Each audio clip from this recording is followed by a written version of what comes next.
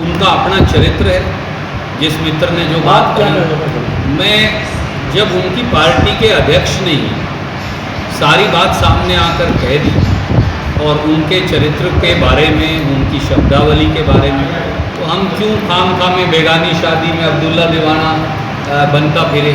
ये उनका मामला है। उनके अध्यक्ष ने, जो प्रदेश अध्यक्ष है, सारी बातें बता दी और उनकी बात को सिरे से खारिज कर दिया। हम क्यों टिप्पणी करते फिरे, हम अपना काम करेंगे। हाँ, इस बात का ज़रूर खेद है कि कांग्रेस और आम आदमी पार्टी का गठबंधन नहीं जीत पाया और हम खुद की विवेचना करेंगे, अपना अंतर्मंथन करेंगे और जहाँ जहाँ दुरुस्ती की आवश्यकता है वहाँ दुरुस्ती भी करेंगे, सर, बजाय किसी और पर इल्ज़ाम लगाने। सर, नीट की परीक्षा पर आपने भी आवाज़ उठाई थी, देश भर में आवाज़ उठ रही है, सुप्रीम कोर्ट में भी याचिका दाखिल की गई है। क्या मानते हैं कि जिस प्रकार से लेटर लतीफ़ी की जा रही है रद्द करने को लेकर, क्या छात्रों का भविष्य अंधकार में? आदरणीय साथी, एक दिन और मैं आपसे नीट पे चर्चा करूँगा। ये 24 लाख बच्चों के ज़िंदगी का, ख़ास तौर से जो गरीब बच्चे हैं या नौकरी पेशा माँ बाप के बेटा बेटी हैं या छोटी सी दुकान या व्यवसाय करने वाले लोगों के बेटा बेटी हैं या फिर SC BC समाज के हमारे नौजवान युवा और युवतियां हैं, इनके भविष्य के साथ एक षड्यंत्र के तहत खिलवाड़ किया जा रहा है। आपने देखा होगा, मैंने 2 वीडियो जारी करके सबसे पहले 6 जून को ये मामला देश में उठाया था। उसके बाद कांग्रेस पार्टी ने इसे राष्ट्रीय स्तर पर उठाया, अन्य विपक्षी दलों ने उठाया, खुद राहुल जी ने और खड़गे साहब ने मुझसे चर्चा की और उन दोनों ने स्वयं इस पर आवाज़ उठाई और राहुल जी ने तो ये भी कहा कि वो स्वयं नीट के मामले को पार्लियामेंट में उठाएंगे। तो मैं भी उठाऊंगा, उधर राहुल जी लोकसभा में उठाएंगे।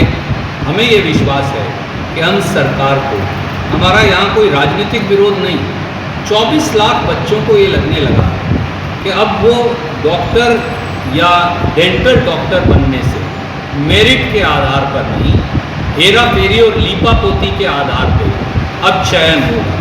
ये नहीं होना चाहिए। नहीं तो गरीब का बेटा या बेटी, उसका एक आखिरी सपना होता है सबसे बड़ा कि डॉक्टर बन जाए, इंजीनियर बन जाए, कलेक्टर बन जाए। अब वो भी उससे अगर छीन लेंगे तो वो चाहे सामान्य वर्गों के गरीब हों या SC BC समाज के गरीब और साधारण परिवार हों, मिडिल क्लास हों, उनके बेटा या बेटी को मौका कैसे मिलेगा, क्योंकि वो प्राइवेट कॉलेजेस की फ़ीस नहीं दे पाएंगे।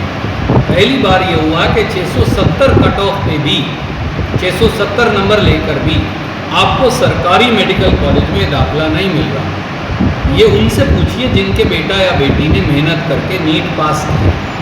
तो हमारी सबकी भावनाएं उनसे जुड़ी हैं।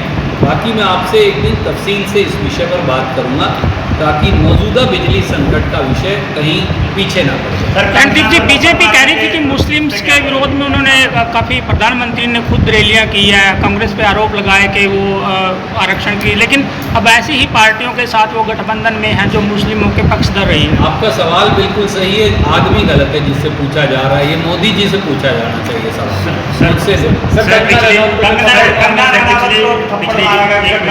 पिछली काफ़ी आपकी कंगना रनौत में इतनी रुचि क्यों है? आप देश पर रुचि रखिए, मेरी ये राय बड़ा जिनका का इलेक्शन था, कैथल विधानसभा चुनाव था या चेयरमैन का चुनाव था या पार्लियामेंट का चुनाव, कैथल में बहुत सारे वो पीछे गए हैं। सर, क्या मानते हैं आगे? मैंने इसीलिए आपको कहा, बजाय किसी और की आलोचना के हम खुद की विवेचना करेंगे और जहाँ जहाँ दुरुस्ती की ज़रूरत है वो करेंगे। मैंने इसीलिए रणदीप जी, कल जम्मू में आतंकी हमला हुआ, जम्मू में हुआ आतंकी हमला जिसमें 8 से अधिक तीर्थ यात्रियों की आतंकियों द्वारा जघन्य हत्या की खबर है। ये अपने आप में आत्मा को झकझोरने वाला भी है, सनसनीखेज तो है ही और दिल दहलाने वाला भी है।